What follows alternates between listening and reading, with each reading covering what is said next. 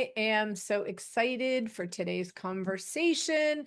Today, I have internationally recognized psychic, holistic healer, and teacher, Sha Blackburn. She is known for as being the Loon Witch. She has been empowering individuals to transform their lives using magical principles and her intuitive gifts since 1997. So you started really, really young, right? I did. Yeah. I Since did. childhood, Shah has been drawn to the mystery schools and walks that path today.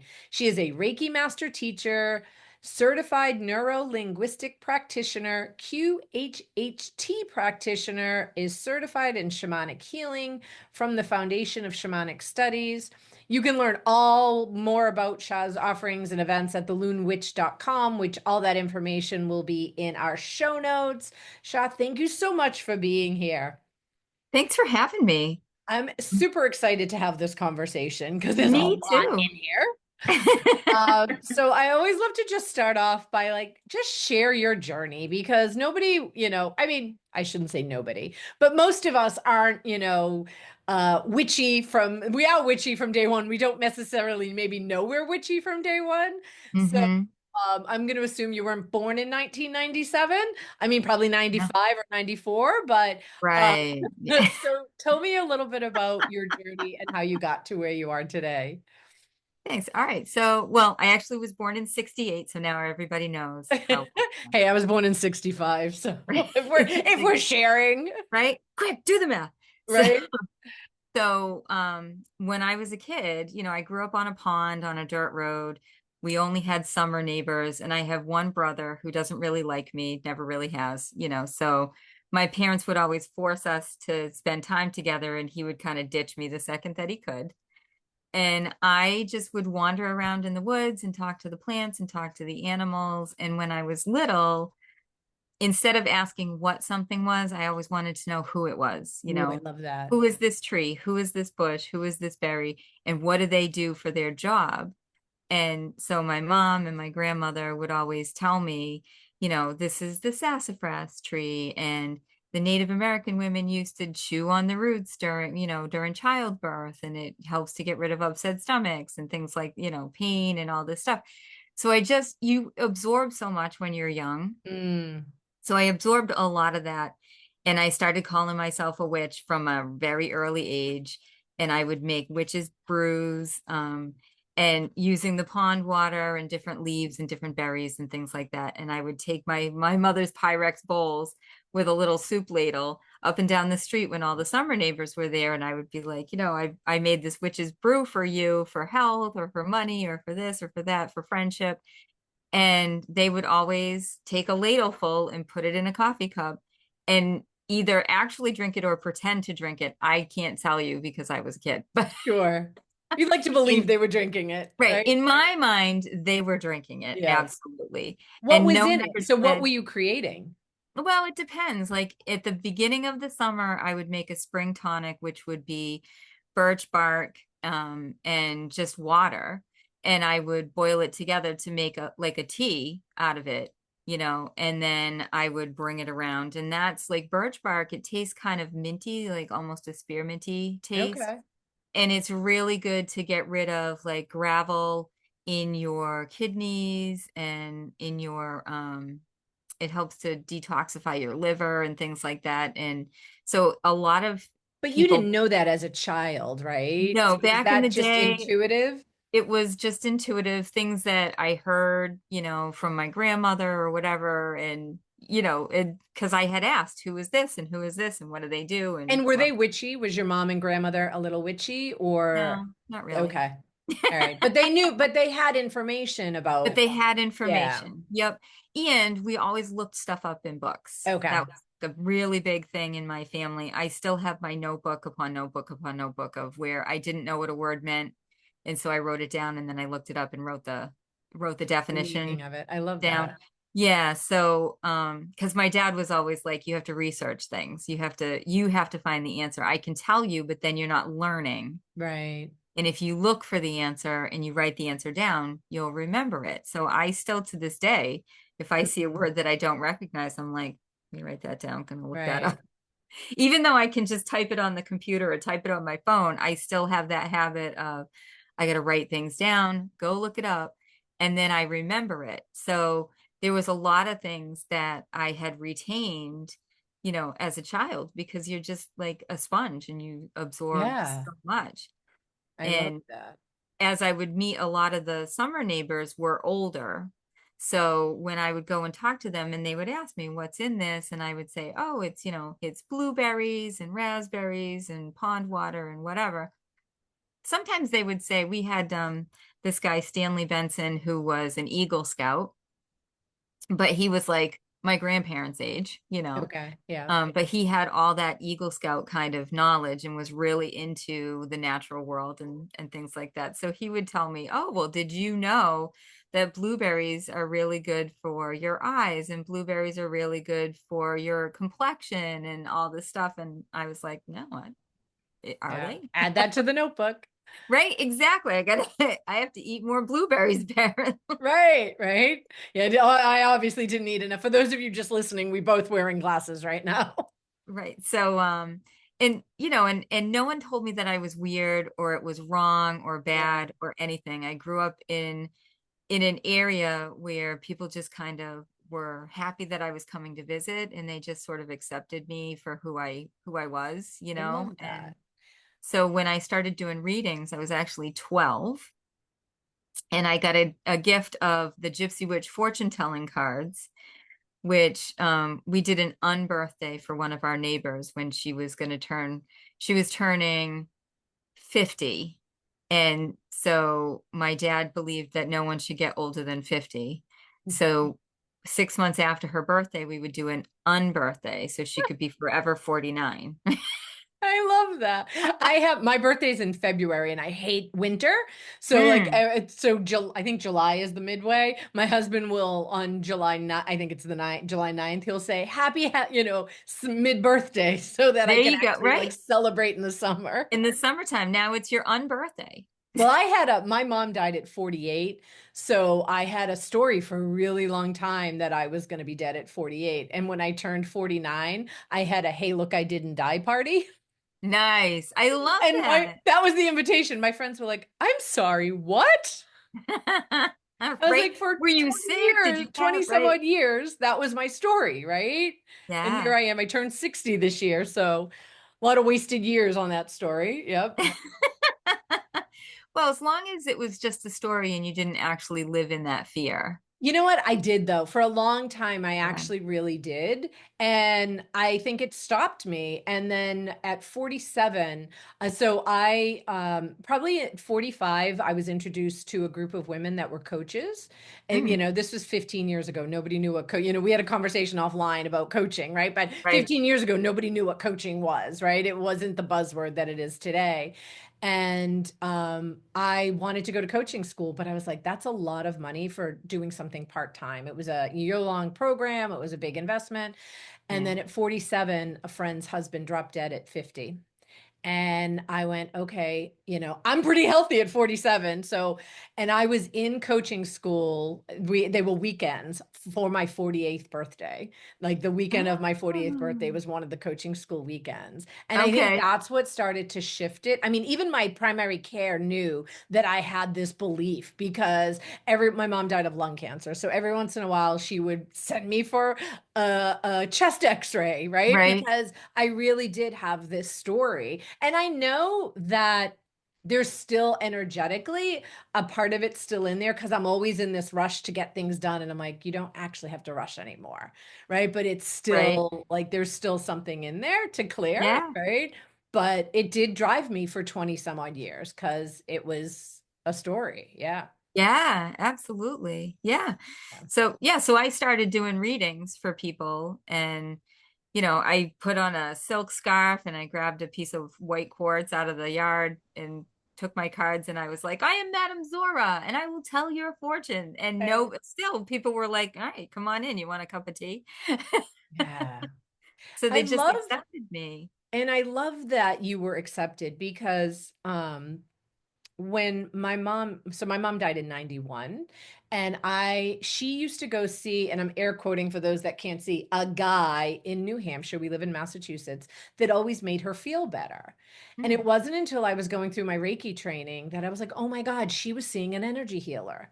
But 34, 5 years ago, like nobody talked about that Right. stuff. So I love that people were so accepting of, you know, they weren't thinking you were weird. Because I Yeah. remember my first, you when you talked about being witchy always, I remember watching Bewitched, I Dream Yeah. of Jeannie, right? And I so desperately wanted to be Samantha, right? Like, but I Right. didn't know what that meant. I just knew it was really cool what she did, and wow, that would be cool. And I think I was in my 30s when I went to Salem, Mass. I live in Massachusetts, and picked up my first crystal Oh, yeah. and had some kind of like religious spiritual experience, but I didn't have community. Right. And without community, I didn't really know what to do with it. And it was another 10 or 15 years before I found the community. Right. Because it wasn't that I wouldn't have been accepted. I think I didn't even know what to do with it. So I love that you just intuitively moved forward. Right. And the fact that Yeah. you were so young, kids don't think about it. Right. That's Yeah, one of my beautiful. lifelong friends and I I've known her since kindergarten, but in high school we were reading the tarot together. Yeah. My niece is 18. She turned 18 in March. And a couple of years ago, when she was like 15, 16, um, I had done a reading, I had done a show somewhere where, where an event somewhere where I did readings. And my sisters were like, "You do readings?" I'm like, "I've been doing them for years." And so at one holiday, they were like, "Will you do readings?" So then my niece started getting curious. And I Hmm. didn't push it. And I did a reading for her and a friend once because the friend wanted to know, should she get back with the ex-boyfriend, right? As a teenager. But then when I did the reading for my niece, I was like, it was so obvious to me that she's connected. And I was like, hey, do you sense things? And her older sister died at birth. Oh, So, that I'm sure she's her guide. I know she's one of my guardians, right? yeah. And she was like, "Oh yeah, there's something in my bedroom." And I was like, "Okay, we need to start talking about protection and things like that." So I took her to a metaphysical store last year and she bought a deck of cards. And so I don't push it, Yep. but there's definitely something there. And I mentioned to you on Saturday was her graduation party, and I sat with some of her friends and did some readings. And I was like, these kids are all so intuitive, but their phones are distracting them. So Hmm. they can't even hear the messages that are meant for them. Exactly. Yeah. Exactly. Yeah. When I have to make major life decisions, I always look to nature. Yeah, I love that. Yep. I I love ask for a sign and I'm never disappointed. Literally never disappointed. Yeah. My husband does shamanic practices too. He actually did Hmm. an earth burial last week. And he is very connected to nature as well. And there's trees that he will talk to trees, and the whole I'm more, Yeah. although I am an earth energy, I'm more water. Like I like the water, like I'm more inspired around water. Yep. But it's knowing, but he is more like connected to tree. He's a land surveyor. So he has been Oh, for his whole career and life without right. knowing that he was so connected until, the last few years. Oh, yeah. So let's talk a little bit about, I have a smidgen of understanding of what NLP is, and this keeps popping up for me lately. So I'd love to dive in and have you share what that is, but also QHHT. I have heard of that, but I really have no idea what that is. Oh, yeah. So can you share with people what those two things are and how you use them in your practice? Sure. So NLP is neuro-linguistic programming, and it's kind of the predecessor to modern day hypnosis. So it's really helping people to retrain how we talk to ourselves, like how we talk to our brain, And this is where it comes from when you're watching like what is it, NCIS or whatever, and they're like, "Oh, he was looking up into the up into the right, so he's lying." Okay.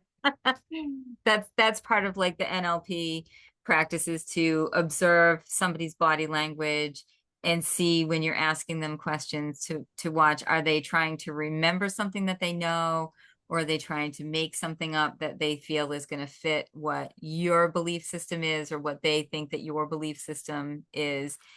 So it's ways in an NLP session, I can tell how genuine somebody is based on just their body language and then obviously their verbal language as well. So when they come for a session and they are saying like, I had this trauma when I was a child and I'm really ready to release that trauma, you can tell that they're not ready by just the way their body language looks, and it's like, are they engaged in the conversation, or are they kind of just like, yep, I'm ready to release, is those are all tells of you're not ready. You're still I'm holding a piece of that. I'm curious because I work a lot with inner critics and our defenses and stuff like that. So is it that they're not ready or their inner critic is holding on so tight, right? Because like our inner critic can be a bitch, right? Yep. So is it like I come to you and I'm like, I really want to let this go, but my inner critic is like, nope, we're holding on to this because it protects us. So how can you Right. differentiate the difference? Yeah, so you differentiate by having those deep dive conversations Okay. with the person. Um, and then the more you converse with somebody, the more language comes out, right? And then that you can recognize how they're saying things, the words that they're choosing. If they're choosing, yes, I really do want to release it, but that's another tell, right? Right. Because anytime you put that but in there, Right. it's, you're not really And forward. then once you have this conversation, is there then Yeah, so like then there's like a healing a session. healing session? Okay, I wasn't sure. Like Yep. I'm an EFT practitioner, then we would go into tapping or do a Yep. healing session. So there's a healing that goes with So that to there's, yes, so release. there's a Okay. healing that goes with that. And a lot of times I use visualization and meditation to help them get through it. And I'll send them home with a recording or something that they can listen to on their own, because obviously when you're working with people, it's great financially for us if they're going to come like once a week for 6 months, or, Sure. or twice a week or whatever, like it's therapy. But at the end of the day, we want them to be able to do this on their own. You Right. know, you And is don't it want to multiple be, sessions or how do you it work can with be clients? single Okay. sessions or multiple sessions depending on how deep that trauma is, or how embedded the thing that they want to change or get rid of Yeah. is. And then and it just depends too on, are they going to go out now and live their life according to the new version of themselves, Yeah. or are they going to go out and they're going to go back and do the same things that they were doing? And is it, do you work on both the emotional and physical level? Because often, emotional stuff shows up physically. So if somebody Yeah. is having physical challenges, does NLP work on, I know like EFT can work on the physical because there's Yep. an emotional NLP can work component. on the physical as well. Yep. Okay. Okay. And then the QHHT is quantum hypnosis healing technique, and it was Okay. founded by Dolores Cannon, Okay. who's passed away, but her daughter, Julia, and I think she still goes by Cannon, Okay. um, is running that whole QHHT thing. And that's another form of, it's like a past life regression. But instead of doing like a guided meditation of, and now you see this, and now you see this, or going back and taking someone to the temple where they can see their Akashic records or something like that, this is where we bring you into a meditation and then we encourage the they call it the subconscious to come forward. I always think of the subconscious. I think of with QHHT, to me, it's more of like the super conscious, because it's like the many lives, many masters, right? It's, Yeah. you're getting to that higher self version, Mm-hmm. but that subconscious will come in and you are in a meditative state. So you're witnessing everything mentally and physically, what's being seen in the third eye, or in the mind's eye. You're still seeing all those things, but the physical contemporary conscious version of you doesn't have the ability to speak through things, right? It's like you're now the observer and this Right. other voice comes forward. It's still your voice, Voice, but but it's this your other higher self. voice comes forward Right. and starts talking about what the experience of that past life is. And then the subconscious will go through and do a body scan and kind of remove anything that's holding you back from moving forward to where that subconscious sees you and where you're supposed to be, and to me, like I said, that's always the higher self coming Yeah, in, sure.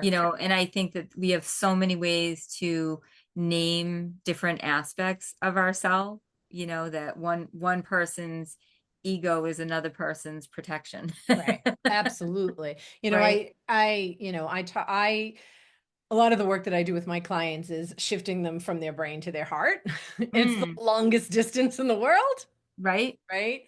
And because our brain is lying to us 100% of the time, it's there to protect us, right? Where Right. my niece and her friends, I was teaching them how to muscle test because their bodies will never lie. And I use my body as a pendulum. So that's what I was teaching them. They were like, oh my God, right? Because show me yes, show me Yeah, no. Your body is never going to lie to you. Your brain is exactly. like, no, don't use that program. Don't spend the money on that program. No, danger, danger. We don't have the money. Right. We don't have the time. No, change is going to be scary. But your body Right. is like, oh, I really need this. I want this. Right. And if we can allow ourselves to listen to it, there's so much beauty in that. Exactly. And that's a big part of when you ask for a sign, you're asking, God, give me a sign that Right. this is the right thing or that this is a terrible thing or whatever. And we're interpreting what is a sign and what that sign says to us. So Right. if you're interpreting it with your brain, right, that consciousness that doesn't want you to make major changes, the answer, anything that's good for you is almost always going to be no, Right. Right. because blah blah blah. Right. It's so true, right? Yeah. So I want to talk a little bit about magic because, Okay. that is kind of one of those words that people are like, I don't believe in magic, or yes, all about it. But I know you believe that magic is in everything around us, right? And we Yes. really have the power to unlock it, right? And the potential to unlock it. So for those that are listening that are like, magic is woo and crazy and blah, blah, blah, blah, blah, right? Like, what is that? Talk a little bit about what magic is and how we can find it in everything that's around us. Okay. So magic is, let's see, it's the ability to transmute the energy around you for a different outcome in a Mm. nutshell, right? There's lots of different definitions of magic, and it's not the illusionary David Copperfield kind of magic, or Pulling which a is quarter out of your ear. right, which is Yeah. really cool, or like the Now You See Me movies, which are also really cool. Right. Right. But this is everyday life. Yeah. When you write something down, you are willing it into existence by Mm. just writing it down. When you write something down and then crumple it up and burn it, you're willing it into existence for that moment, and then you're releasing the energy of it. So it's no longer a burden to you. Mm. Um, if you want something to happen really quickly and you have no idea how to make things happen fast, look at a match. I'm looking around. I don't have a match with me, but normally I do, which is weird. But a match is an explosion at the end of a stick, Ooh. right? And when you think about it, it's got everything that it needs to catch on fire, to create an explosion. And when things explode, the particles of things go everywhere and you don't know where it's going to end up, right? It's just like firing a gun. You fire a gun, you might be aiming at your target, but you don't know for sure. There's no guarantee that that bullet is going to strike the target at the Mm. center, right? It's calculated physics for Right. those that want to talk about trajectory and things like that. But the concept of just loading a gun is opening yourself to the unlimited potential, I love that. you know? And for those that are listening that maybe want to test this, what's a simple thing that you would suggest that they could do to play with that a little bit? Hmm. Something that they can do to play with magic. I always go to looking for signs I was going to because say the same. Yeah. often it's the thing that we don't believe in the most and is the most readily available Yeah. to us. We have a lot of birds, you know. Um, we live near a swamp, so there's all different kinds of birds around here. And when I first started staying with my boyfriend here in Warwick, it was like being in a different place. I grew up on a freshwater pond, and now I'm wedged between a brackish water cove, and the ocean. So it's Wow. a whole different ecosystem over here. There's a lot And of there's a lot of flow around you. there is a lot of flow around me, but I Yeah. was really missing, we don't see a lot of blue jays in our neighborhood. Mm, And in the woods by the pond, we used to get a lot of blue jays. So I was really missing the blue jays. And I'm not a person who gardens or puts bird feeders out and things like that. I kind of just feel like nature needs to dictate its own sure. life, you know. Yeah. And so I just was walking the dogs one day and I said, I really would like to see a blue jay feather. That Mm, was it. Just a blue jay feather, anywhere, anytime during the day would be just lovely. Remind me that the blue jays are still around. right. And so I walked the dog around the block and just was asking for that.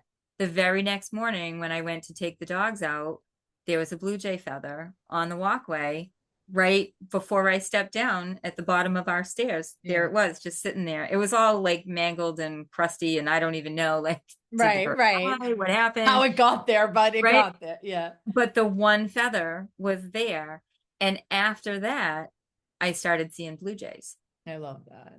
So all of a I sudden, we've got like two or three blue jays in the neighborhood for the last three They're years. like, And you called us, we're here, pay right. attention. Yeah. Yep. Gosh, this was pre-COVID. I know that. So maybe 6 years ago, I was driving somewhere and I was trying to get an answer to figure something out, and I don't even remember what it was. And I was like, okay, if I'm supposed to do blah, blah, blah, blah, blah, show me a purple car. And not like one of those cranberry cars. I want a purple car, right? I Yeah. pulled into the Staples parking lot. I had to run an errand. I pulled in, like, into the spot. The car in front of me was purple. The woman was dressed in purple. And I was like, well played, universe. Well, because I Right. am of that, like, I need proof and I need evidence, right? Like, Yep. I still have to go from my head to my heart a little bit, right? So I'm Of like, I course. still have to trust my own intuition.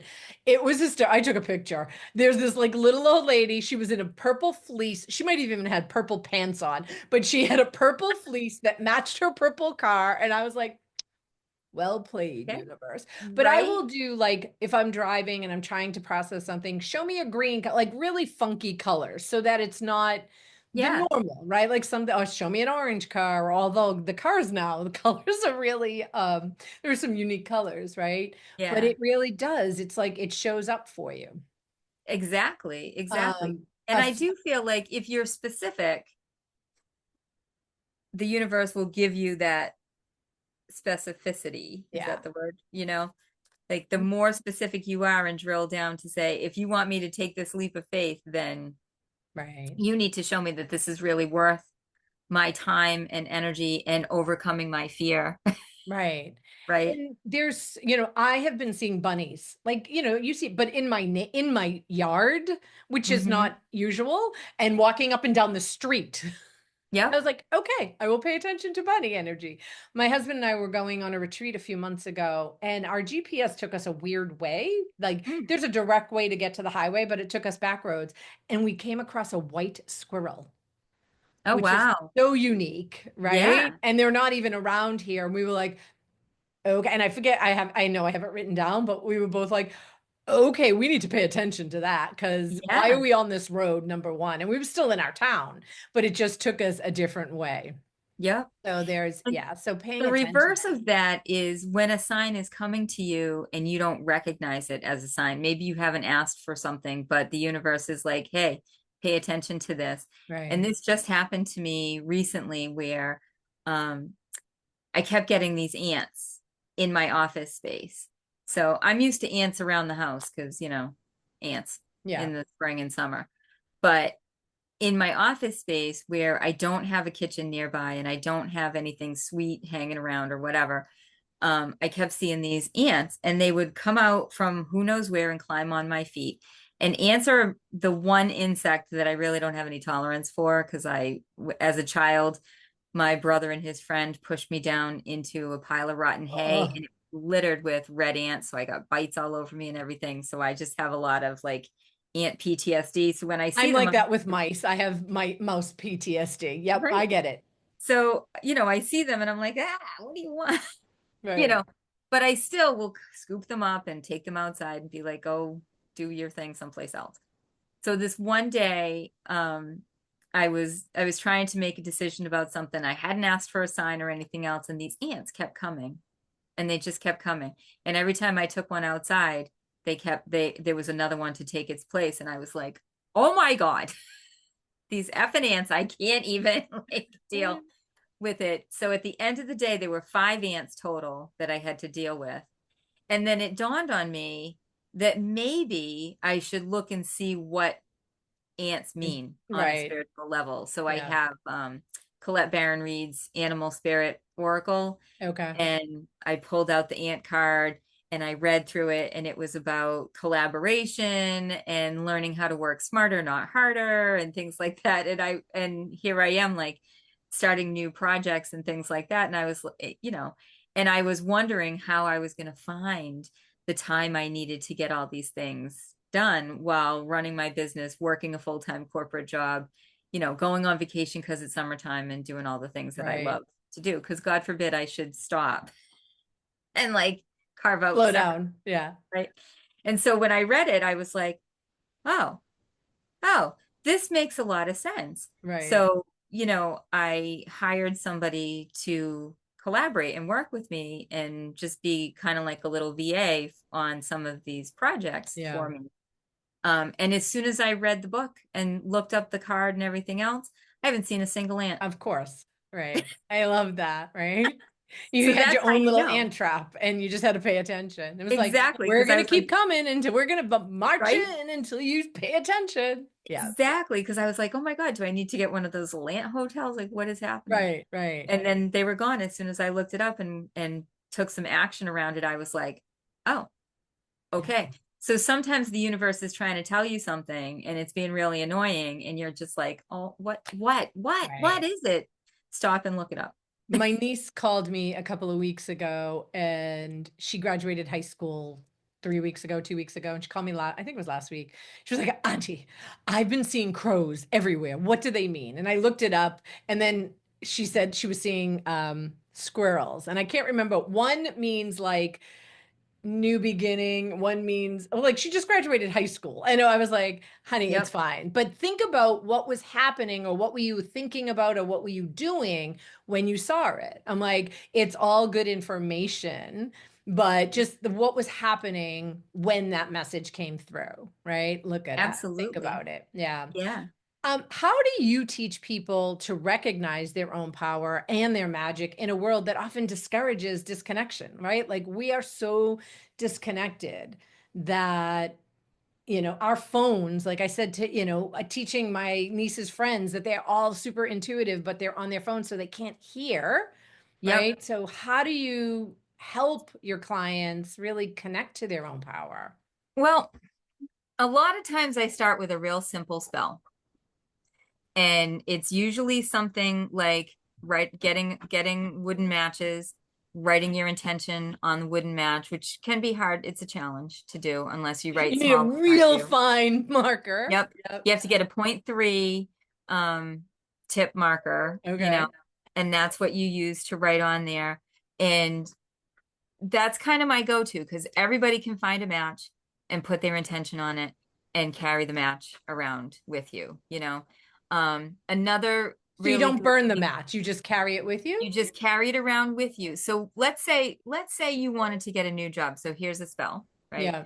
You want to get a new job or you want to get a promotion at your current job, and things just aren't shaping up that way for you. So you're starting to get frustrated, you're starting to get annoyed, you're starting to wonder, like, you know, is my resume not good enough? Are there just not any jobs around here? So you take your matchstick, and I prefer to write things in red. And the reason being is that red is the color of our blood. And blood is the vitality of our life, Hmm. right? So I feel like when you write something in red, you are giving it life. Hmm. And so if you write on the matchstick, new job, or you write on the matchstick, promotion, you don't have to write a whole novel Right. about it. It's just one thing You that need you're a whole looking box for, of matches for that. right? Right, War and Peace. Yeah. So then you take that matchstick and where is it going to most affect you? Where is this job going to affect you the most? Is it in your wallet? And if that's the case, then put it in your wallet. Don't put it where the Okay. change is, right? Because you don't want to collect a bunch of spare change. Right. You're changing your bank account. You're changing how much cash you have on hand. So you can just stick it in one of your little credit card slots or stick it in where you have your bills, or even take it the next step further and take a copy of your pay slip, right? And let's say you want to earn 5,000 more a year, then do the math and figure out what's your take home pay going to be. White out the old pay, write in the new pay, fold it up and wrap it around your match. Hmm. So Okay. now you're telling the match, this is the thing that I need you to change. But the match head itself is the unlimited potential Okay. because it could explode at any moment, right? Gets too close to your zipper or your jeans or, you know, any striking surface, and it could Right. just like go up in flames, right? Um, and you don't have to pray about it. You don't have to like say a mantra 80 times a day or anything else. You just have to set that intention and carry it around with you. So every day as you're going about your daily life, you're not thinking, oh, I have that match in my wallet. Wow, it's really weird that I'm carrying this match around in my wallet. You just forget Right. about it.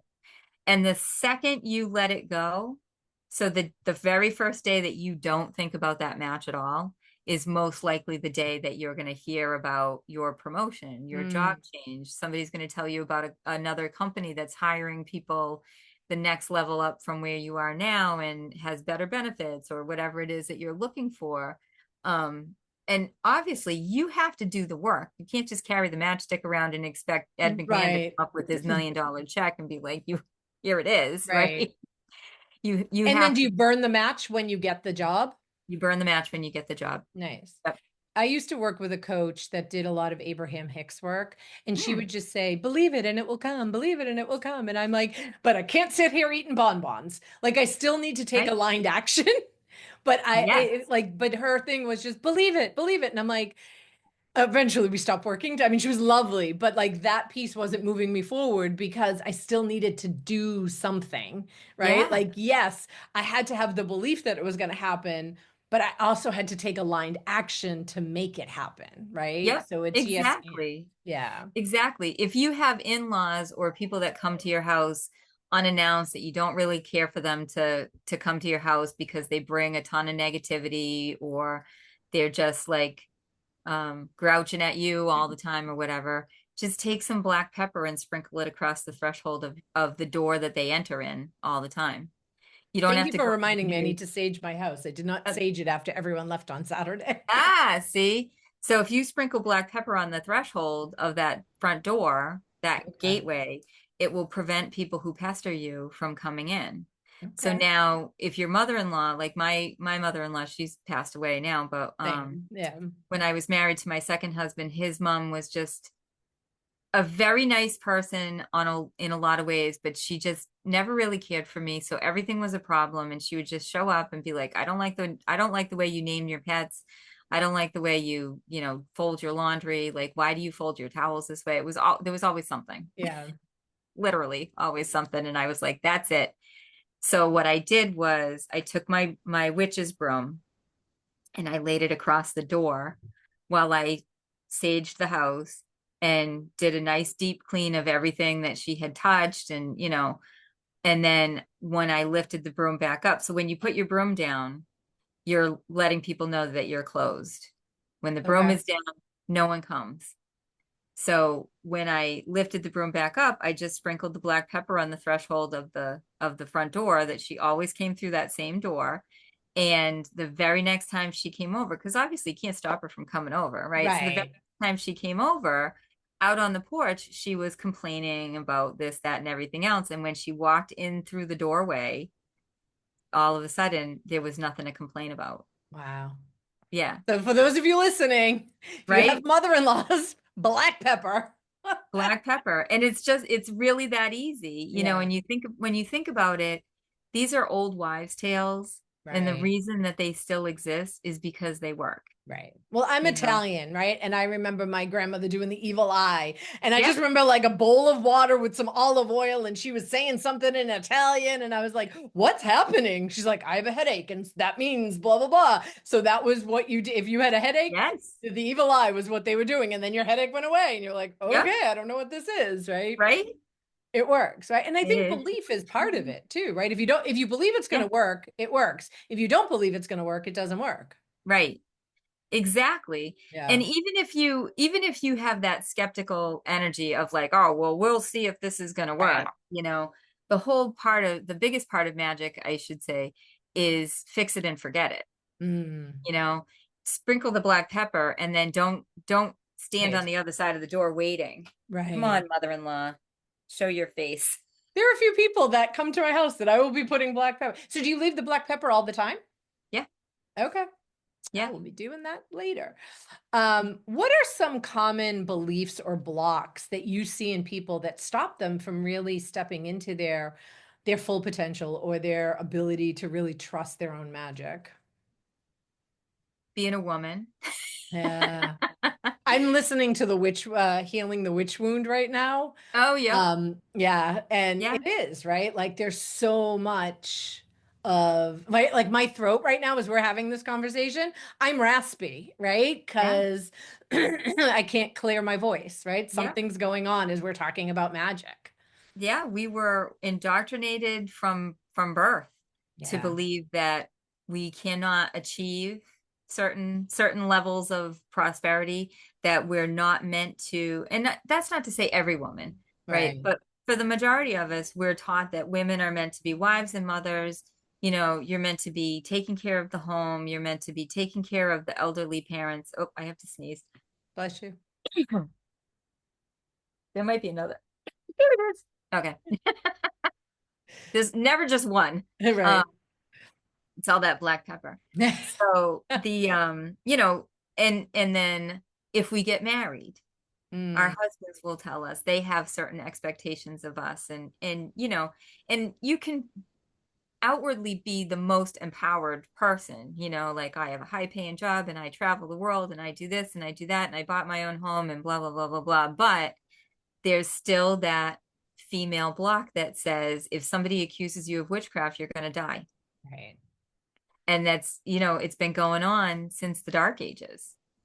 One of the techniques I use is called conscious codes, Mm, and they're very powerful and very simple. As a practitioner, I just guide my clients where you just put your hands on certain chakras, you say a mantra, and what you're doing is you're enhancing the belief in order to release it. So when I was doing the shame code, which is literally probably 2 or 3 minutes long, I mm. actually saw myself being dragged by my hair to be hung, oh, to be burned at the stake.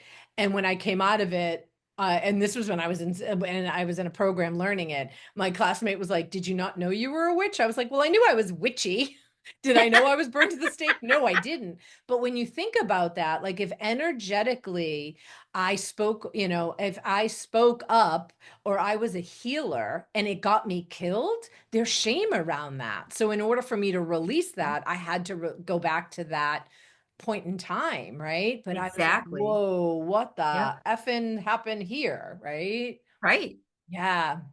Yeah, exactly. And I don't want to say it's always like a male driven, got to keep the women down kind of thing, because Right. women do it to each other. Oh, 100%. you know Absolutely. there's Yeah. there's that whole jealousy of like you're prettier than I am, or your husband is more handsome than I am, or you make more money than me, and why is that? And And I would say to you, from somebody who spent a lot of time in corporate, my male bosses were some of the best. I'm still friends with some of them. The women, yeah. barely any connection because and I had a conversation with one of them once where she shared like how challenging it is to be at a VP level and be the only woman, right? But Mhm. they had to show up differently than the men. I got mentored by more men than I did women because of the way they showed up in corporate. As a corporate leader, I did not show up that way. I just don't think I could have, right? It's just Right. not in me, but it is like there's Yeah. it's eat or be eaten. Right. Yeah. Exactly. And that's it's a big block, especially for women. Yeah. How do we live in such a fast-paced society. How do you recommend that people bring magical principles into this modern fast-paced life without feeling overwhelmed or being too woo, right? Like Right. when I first was going through my journey, I worked in corporate and my team always knew I was doing work, but my bosses didn't. So I would have employees come into my office and be like, I have a headache. Can you do some Reiki on me? And I would shut my door and do some Reiki. My bosses Yep. didn't know that. By my last corporate job, I had crystals in my office. I was diffusing essential oils. I didn't care, but Yeah. I wasn't outwardly talking about it. It just, I wasn't hiding it anymore. Yep. But there is this, to woo or right where it's a crystal. It's like energy, but we think it's, there's Right. a stigma attached to it. Yeah. What would you recommend of how to stop bringing these principles in to this, you know, Yep. fast-paced So world?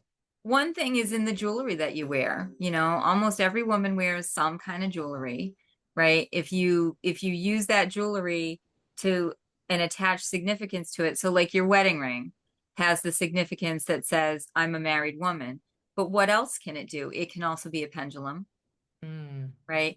If you don't know how to douse with your body or you don't feel safe dowsing with your body, you've got a pendulum right on your ring finger if you're married.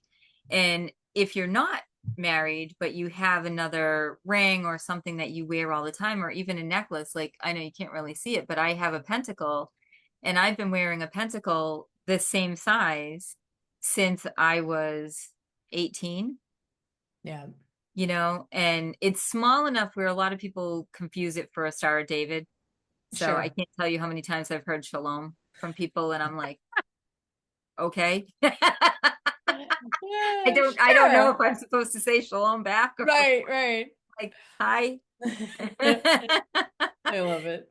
But the first few times it happened, I was like, where am I? Am I in like a heavily Jewish populated neighborhood? Like what's Right, going on? right.